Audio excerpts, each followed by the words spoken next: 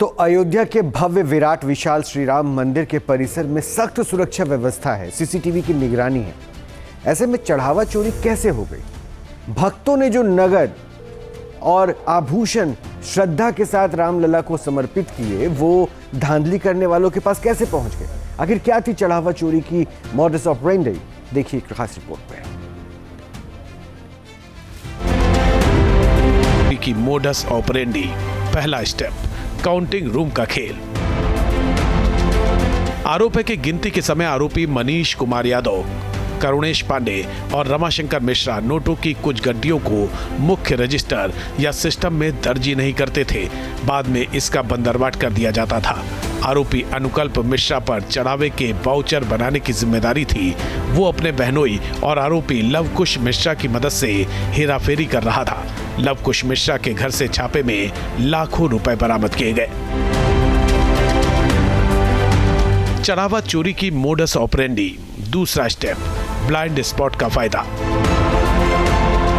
आरोपी counting room में लगे सीसीटीवी कैमरों के ब्लाइंड स्पॉट का फायदा उठाकर और शातिर तरीके से अपने हाथों की मूवमेंट छिपाकर नोट अलग कर लेते थे।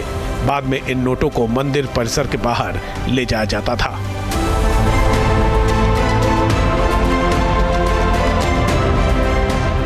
चढ़ावा चोरी की मोडस ऑपरेंडी, तीसरा स्टेप, लॉजिस्टिक्स सपोर्ट। आरोप है कि चुराए गए कैश बैग्स को परिसर से बाहर निकालने और सुरक्षा चौकियों को पार कराने का जिम्मा सुभाष श्रीवास्तव और रामशंकर यादव उर्फ टिन्नू का था। चढ़ावा चोरी की मोडस ऑपरेंडी, चौथा स्टेप, सेफ हाउस। चढ़ावा चोरी रकम को ठिकाने लगाने के लिए आरोपियों ने सीक्रेट ठिकाने बनाए थे। सुरक्षा जांच से बचने के लिए आरोपी इस नकदी को अस्थायी रूप से मंदिर परिसर के यात्री सुविधा केंद्र के वॉशरूम और लॉकरों में छिपाते थे और ड्यूटी खत्म होने पर बाहर ले जाते थे। छापे में कुछ आरोपियों के पास से भारी मात्रा में कैश बरामद हुआ।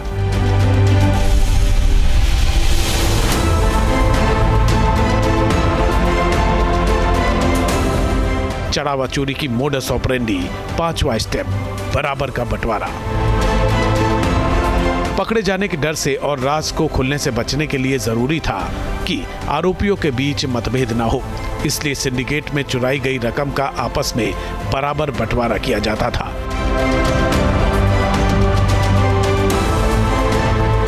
सूत्रों के मुताबिक इस चोरी का खुलासा श्री राम जन्मभूमि तीर्थ क्षेत्र ट्रस्ट के आंतरिक ऑडिट में हुआ।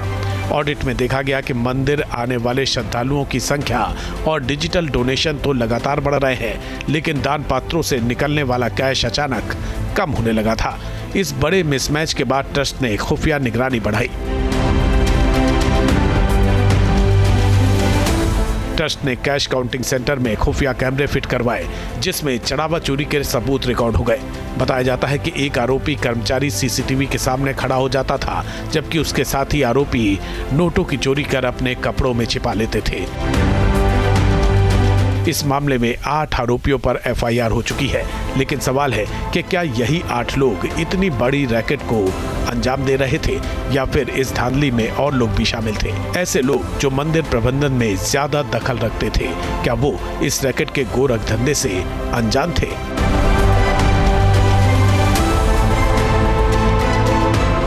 इन सवालों के बीच चढ़ावा चोरी को लेकर सियासत गर्मा गई है।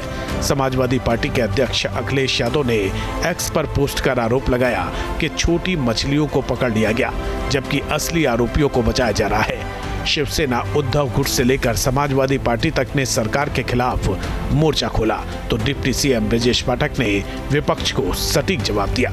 इसके तार बहुत ऊपर तक जुड़े हुए हैं। बड़े लोगों को बचाने की कोशिश की जा रही है, छोटे लोगों के सर पे ठीकरा फोड़ा जा रहा है। कानून के तहत कड़ी कार्रवाई हो, ये सरकार इसने निर्देश दिया। एफआईआर में नाम भी पड़ेगा। ये तो आप तफ्तीश करने वाले लोग अजय राय जी कह रहे हैं कि ये लोग चंदा चोरी के जो लोग, आप उनसे पूछिए कि बाबरी मस्जिद के चंदे का क्या हुआ। राम मंदिर के 2000 करोड़ आप लोगों ने जो चोरी की है, उसी पैसे से आपने आपके सांसद तोड़े, तृणमूल के सांसद तोड़े, विधायक तोड़े, शिवसेना के जो 6 सांसद तोड़े, वो राम मंदिर का ही लूटा हुआ पैसा है। उधर सीएम योगी ने 2 टूक शब्दों में ऐलान किया कि दूध का दूध, पानी का पानी होगा। साथ ही उन्होंने विपक्ष को आड़े हाथ लिया। अयोध्या पर आक्षेप मत करो। प्रभु श्री राम की मर्यादा का पालन करना सीखो और अयोध्या के बारे में जो कतिपय समाचार मिल रहे थे, हमने कहा था एसआईटी गठित की गई है। एसआईटी की रिपोर्ट आने के साथ ही हमारी कार्रवाई भी प्रारंभ हो जाएगी और आपने देखा होगा एसआईटी की रिपोर्ट आई, तुरंत कार्रवाई प्रारंभ हो गई। और मैं आश्वस्त करता हूं, जो मैंने कहा था दूध का दूध और पानी का पानी हम करके रहेंगे।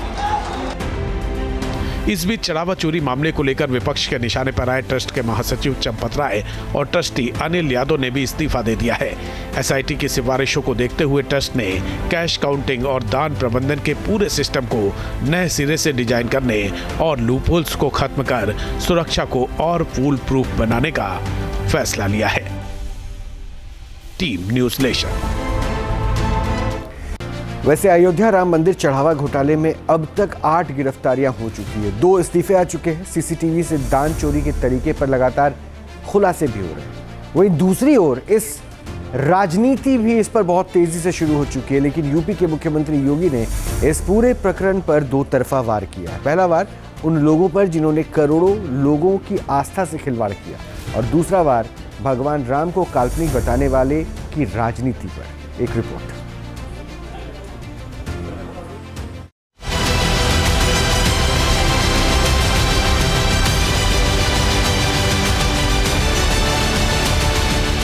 सरकार की जो मंशा है, सरकार ने पहले दिन कहा कि दूध का दूध और पानी का पानी सबके सामने आएगा।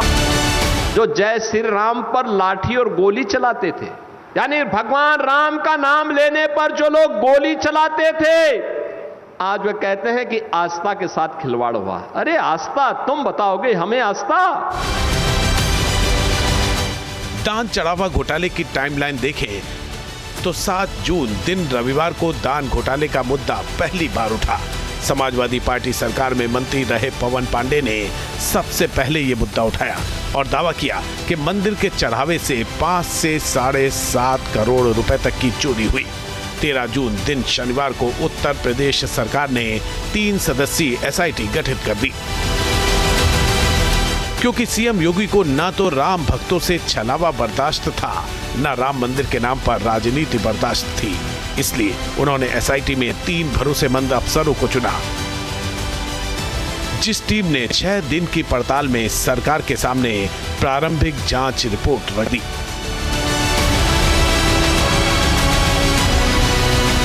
ये राम जन्मभूमि थाने की केस डायरी है, जो 25 जून को रात 7:21 पर दर्ज की गई। इसमें बताया गया है कि राम मंदिर ट्रस्ट के सदस्य कृष्ण मोहन ने थाने में एक लिखित शिकायत दी, जिसके आधार पर 8 ज्ञात और 1 अज्ञात के खिलाफ केस दर्ज किया गया। केस डायरी में अविनाश शुक्ला, अनुकल्प मिश्रा, लवकुश मिश्रा, मनीष कुमार यादव, करुणेश पांडे, रमाशंकर मिश्र, सुभाष श्रीवास्तव और राम शंकर यादव उर्फ टन्नू यादव के नाम है। सूत्रों के मुताबिक योगी सरकार के निर्देश पर हो रही जांच में गड़बड़ियां निकलकर सामने आने लगी हैं। बताया जा रहा है कि दान राशि की गिनती के समय दान चोरी के लिए कुछ कर्मचारी सीसीटीवी कैमरे के सामने खड़े हो जाया करते थे, ताकि उनकी चोरी कैमरे में रिकॉर्ड ना हो सके।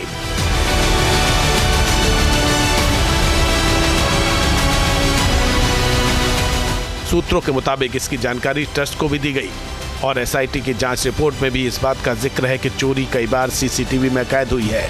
योगी सरकार के निर्देश पर सभी आरोपियों के खिलाफ एक्शन शुरू हो चुका है और नैतिकता के आधार पर ट्रस्ट के महासचिव चंपत राय और सदस्य डॉक्टर अनिल मिश्रा इस्तीफा दे चुके हैं।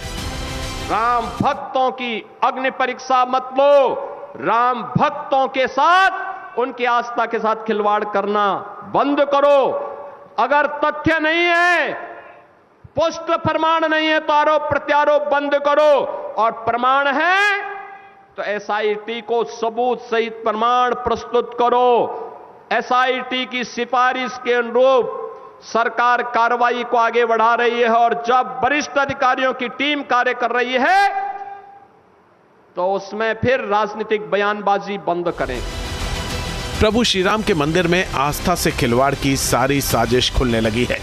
योगी पूरे देश को भरोसा दिला रहे हैं कि कोई भी दोषी बख्शा नहीं जाएगा, लेकिन अभी अयोध्या की अग्नि परीक्षा का अंत नहीं हुआ है। श्री राम के धाम में सारे आरोपों की सच्चाई सामने आनी बाकी है और अभी वो सिस्टम बनाया जाना भी बाकी है जिस सिस्टम में आस्था से खिलवाड़ करने की जगह ना हो। Team news nation. आपके मोबाइल पर तुरंत आएगी ब्रेकिंग न्यूज। स्क्रीन पर सबसे पहले दिखेगी बड़ी खबर। देश दुनिया की हर खबर एक जगह। अब आपके मोबाइल पर तुरंत फटाफट इंस्टॉल कीजिए न्यूज़ नेशन ऐप और रखिए खुद को अपडेट।